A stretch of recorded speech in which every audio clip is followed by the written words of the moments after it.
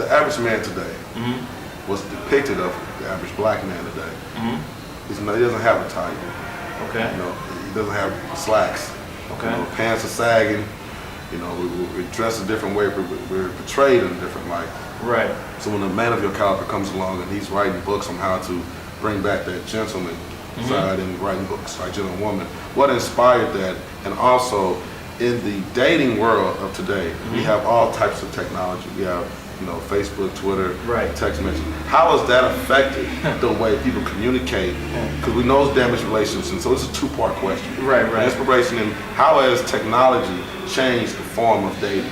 Yeah, so inspiration, man. I mean, this is the way I was raised. From my grandfather, looking at him, and it'd be a random Wednesday, and he's got on his brown brim, and he's just kind of decked out for no reason, just because that's who he saw himself to be. So that's the image that he portrays. I say style is like your internal reflected externally. So that's just how he felt about himself. So that's how he, presented himself. And I thought that was dope. I was always fascinated with it. So I adapted to that lifestyle early on, man. And I believe that a lot of times, especially in our community, we subscribe to one notion. It's like, okay, I'm black, so therefore I have to listen to this type of music. I have to go to this type of crowd. I can't do this. Like, you limit yourself and you're confined to these ridiculous notions and ideologies that just limit you. They handicap you. You don't have the exposure. You can't maneuver in every environment. So I just want to give everyone opportunity, not just our culture, but everybody opportunity to just be themselves and enjoy it and apply certain ideologies to their life, certain qualities that they may have not got as a kid that will completely open up doors, right? And this is stuff that's legal. It's a lifestyle that's legal.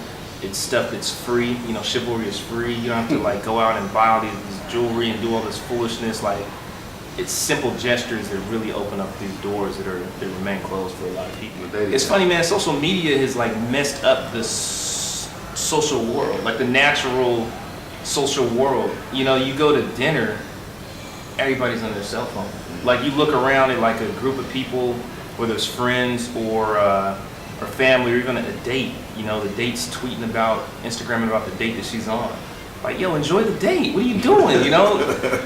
What does this come to? You gotta broadcast everything that's going on, right? So, and I always say, man, if I didn't have this brand and this business, you wouldn't catch me on so many of these social media sites. I'm a private guy. I think that discretion is underrated.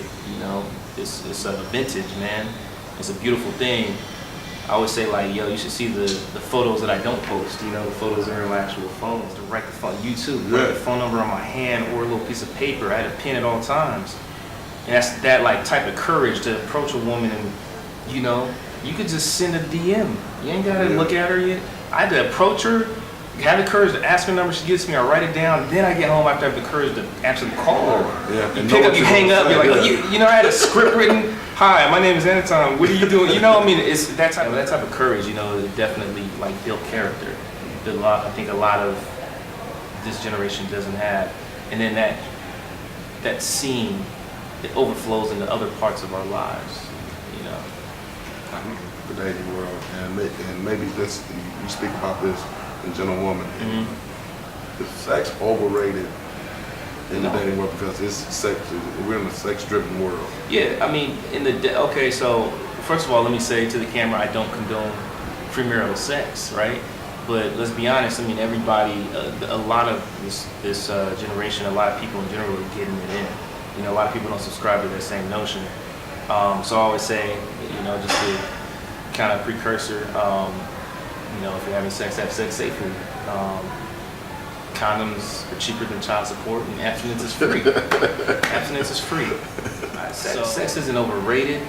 It's beautiful, man. Sex is like a unicorn. It's like Skittles.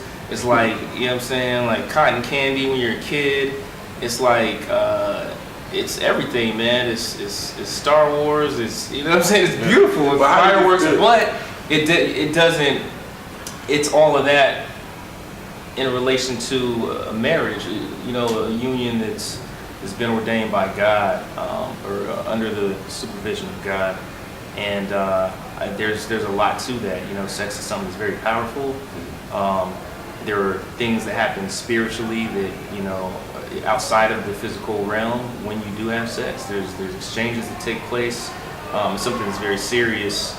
You know, soul ties, people kind of neglect. They think they're just inserting and withdrawing. A man thinks he could just like, oh, women are emotional, they get tied to sex, but a man could just have sex. Nah, man, you may think that, but something's happening spiritually beyond your realm that you don't even realize.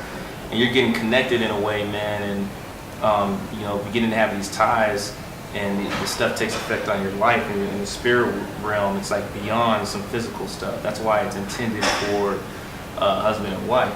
You know, it's not something that's casual. It's casual sex is like casual cocaine, man. It never stays In casual. the book Gentlewoman, Mm-hmm. kind of give us a brief breakdown of what this book is about, and what message do you have for the women that are going to be watching this, and for the people that you're going to see tonight over at the Six Lounge? Well, Gentlewoman is a love story, man. It's a love letter. It's intended to be judged before it's read. You're supposed to look at it. I mean, some women already like the notion, Gentlewoman, oh, that's nice, I like this book. But other women will look at it and say, another book by one of these guys that's trying to capitalize, that doesn't know what he's talking about. I'm sick of hearing this. Why can't somebody write a book for men first, which I did? Why can't a woman speak to a woman? So there's all these kind of preconceived notions and negativity you may have surrounding the book, but you'll be pretty surprised to know that it's not what you think it is. You know, it's packaged in a way that makes you judge it before reading it, which is intentional, but it's, you know, strategical. Strategical word? We'll look that up. Let me not say that on camera, man. So much wine. But it's a strategy I use, man, because my whole purpose of writing is to change your perspective. So I want you to go into it with one mindset and completely have your mindset change when you're finished reading. So it's a love letter, man. It's something that when a woman is done reading, I want her to, well, this is what will happen when you're done reading it, you'll let out a sigh of relief and say, wow, this is who I am. Even if you know who you are, you'll be reminded or reintroduced to yourself. If you don't know your worth, you will know who you are. You will know how you should enter society after this. You will know where you belong and where you are in the hierarchy of things, because women are, unfortunately, we live in a patriarchal society, so they're placed, you know, at the bottom of things. In this book, writing this book taught me so much, even me being a gentleman, of how sexist I am, being a product of Western society. So it's a love letter. It's written in love. I just want women to win. I want there to be I want us to start out fresh, like balanced. I'm all about balance. Like where you go from there is up to you. You can mess up from there, but I don't like society like this. Why do somebody believe this person has the upper hand? Racism, like I don't like any. I like everyone to start right here. And I think that's what this book does. And what is your overall message outside of, you said you want women to win? What is your message to women who struggle with sleeping with multiple men and not being able to find, and confusing lust with love? And right, I talk about all that. It's not you're not your past decisions. That's not who you are. You know, some decision you made doesn't define who you are. That doesn't determine why you were created. It doesn't determine why you still exist. You know, we all make these mistakes. You know, we all make decisions that we regret. But that's all a part of the lesson. You know, that's all a part of your story. But that does not mean that you're limited to that. That's your story doesn't end there. You know, you're not some woman who slept around, some woman who made this mistake. You're as equal as a woman who's a virgin, and you know, it's like got a degree. You know, it's like there really is no difference. Society may see you a certain way, but God sees you in a whole nother type of way. Yeah, and that's really that's kind of really the message. You know, to see yourself as God sees you.